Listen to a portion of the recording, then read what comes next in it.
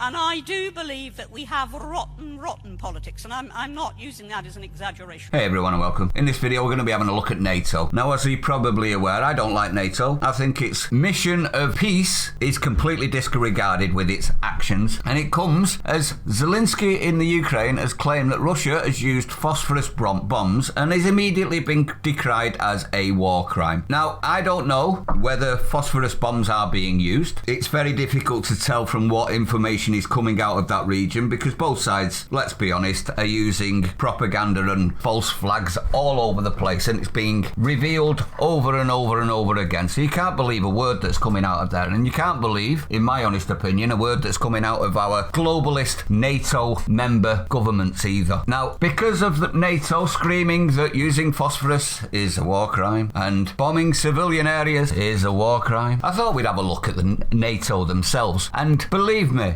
NATO are not the good guy. If you don't believe me, ask Yugoslavia, or what was once Yugoslavia, before NATO got involved and went on a 78-day bombing spree that included civilian areas, cities, hospitals, schools, etc., etc. And that's not the worst part of it. Now, remember that they've been using the term war crimes. Well, let me show you this. NATO's war against Yugoslavia, they used depleted uranium weapons. Now, what that actually does is, it's not enough radiation, because it's depleted uranium, to give you radiation poisoning, but it can damn sure give you cancer, and they did that over a 78-day period. This is NATO, everyone. Depleted uranium. And we've got the cheek to then say that everything that Russia is doing at the moment, that hasn't been proved, by the way, is actually a war crime. Pot calling the kettle black as far as I'm concerned, that one, isn't it?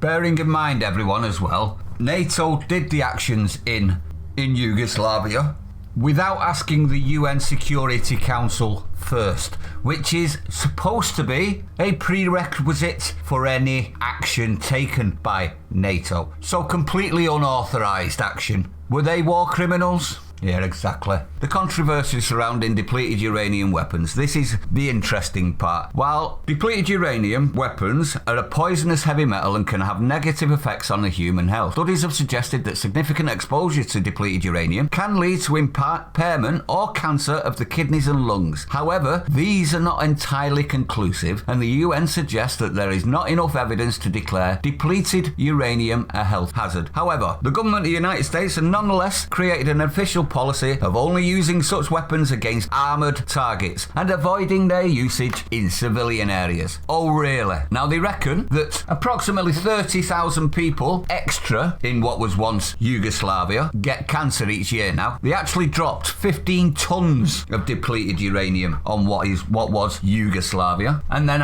we have the cheek to be saying that NATO will save the day. And it makes me worry for Zelensky's sanity if he's asking for NATO to come and help bomb the Russians. That wouldn't bode well for your country either if Yugoslavia is anything to go by, would it, everyone? Let me know what you think, though. I'd like to know your opinion on this one. NATO are not the good guys as far as I'm concerned. They never have been and they never will be. NATO should be gone. It should have been gone the day after the Soviet Union collapsed, but it hasn't, which tells me it's an empire globalist agenda that drives NATO rather than peace around the world. Let me know what you think, though. I'd like to know your opinion. If you're new to the channel, don't forget to hit the like, comment, subscribe, hit the bell icon. Stay sane. I'll see you on the next one.